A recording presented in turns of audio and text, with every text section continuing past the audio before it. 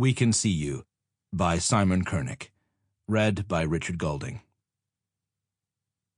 Part 1. Chapter 1. Wednesday night, 4 days ago.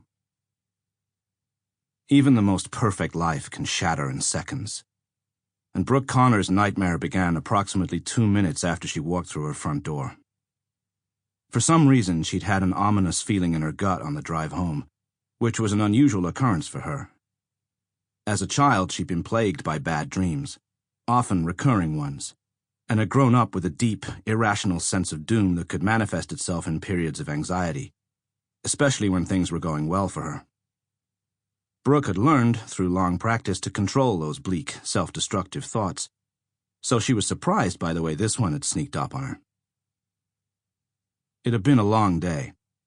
A round of newspaper and radio interviews in San Francisco to promote her second book, Release Your Inner Warrior, had taken up the morning. These had been followed by 2 90-minute back-to-back private client visits at her office in Santa Cruz, both of which had been utterly exhausting. The first client was a 27-year-old dot-commer who had designed an app that had made him a multimillionaire overnight, but who developed a crippling addiction to internet porn, which made it impossible for him to develop normal relationships with women. Unfortunately, there was no shortage of cases like his, and as far as Brooke was concerned, he was part of a ticking time bomb that was going to have huge ramifications over the next 10 years. The second client was an equally wealthy married housewife from San Jose who had completely the opposite problem. She couldn't stop developing relationships with the opposite sex, and was having numerous encounters with men she met through various hookup apps, even though she'd been happily married for more than 20 years to a man she claimed to love more than any other. Brooke considered herself a life coach, not a sex therapist, and indeed both her books were guides to helping people create better lives for themselves by learning to deal with the stresses of the modern world. But it seemed that a lot of people's life goals revolved around sorting out issues with their love lives. Take sex out of the equation and she'd probably be broke. It was just short of 9 o'clock when she closed the front door behind her, already frowning at the heavy silence inside, and called out to no one in particular that she was home. 7 p.m. was Paige's bedtime. That was when her bedside light went off, after the 2 stories she was read every night, usually by Brooke, so she'd be long asleep by now. However, there was almost always some noise in the house at this time in the evening. Even if Logan wasn't home, and it didn't sound like he was, Rosa's Honda was in the driveway, so she should be around somewhere.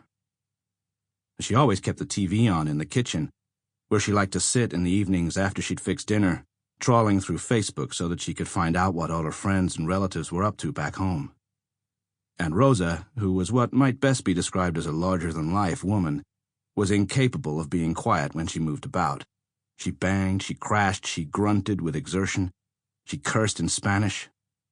Logan, Brooke knew, would have preferred someone prettier, because that was what he was like. But Paige loved Rosa. So did Brooke, who found her a warm, comforting, and lively presence within the family. And that was why she picked up on her absence now. I'm home, guys," she called out again, throwing down her purse and kicking off her heels. All the lights were on, and it had only been dark for half an hour, so there had to be people here somewhere. Brooke checked her cell phone. No missed calls, so there was no emergency she should know about. Maybe Rosa had broken her usual habit and fallen asleep or taken an early night. Brooke hurried up the stairs, forcing a smile as she pushed away the ominous feeling and looked forward to the prospect of seeing her daughter. Paige always looked so angelic when she was asleep, surrounded by her teddy bears, her breathing so soft it was almost inaudible. Sometimes Brooke would kneel down beside her bed and watch her for minutes at a time, relishing their closeness. As quietly as possible, she pushed open Paige's bedroom door and peered inside, knowing she shouldn't wake her daughter but secretly hoping that she'd stir. The bed was unmade and had been slept in. It was also empty. Brooke's heart lurched, and she suddenly felt nauseous. What was going on? She raced back down the stairs and headed straight into Rosa's bedroom, not even bothering to knock as she called out Rosa's name and switched on the light. Sample complete. Ready to continue?